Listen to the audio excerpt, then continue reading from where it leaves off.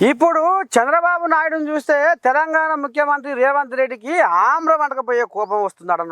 ఎందుకని వస్తుందంటే ఇక గిందుకాట చూడు.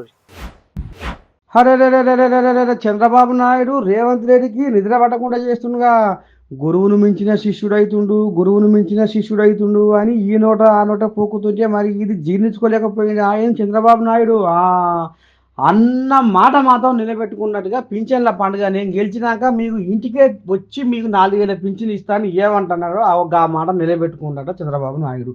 ఇక మరి రేవంత్ అయ్య వచ్చి ఓ నీ దండం పెట్టి రేషన్ పెట్టే బాగానే మాట్లాడుతుంటూ మరి ఇక ఈయన పరిపాలన చేపట్టి అధికార పగ్గాలు చేపట్టి 6-7 నెలలు దాటిపోయి ఇంతవరకు ఏది లేదు ఎక్కర్లేదు. మా ముసలోళ్ళకు ఏం సాయం చేస్తుండయ్యా 4,000 పింఛన్ ఇస్తాను ఇవాళ ఏది లేదు ఎక్కర్లేదు మాకు దిక్కేవాళ్ళు దివానేవాళ్ళు అని ఇక ఈ రకంగా ఊర్లలో ఆడకాడంతా ఓ 3 బజార్ల కాడ ముచ్చట్లు పెడుతుంటే ఇక మరి ఇక చంద్రబాబు చూడు మన ఆడంగిరాన్ని గెలిచిండు అప్పుడే మనకు పింఛన్లు ఇచ్చిండు. మరి రేవంతమయ్య ఎప్పుడు ఇవ్వాలి మాకు గిజాన్ అయిన తరికా అని ఇక ఈ రకంగా రేవంతమయ్య మీద ఒకటే గుస్సా అవుతుందట తెలంగాణ జనాలు. మొత్తానికైతే చంద్రబాబు నాయుడు పంచాయతీ పెట్టిండులా.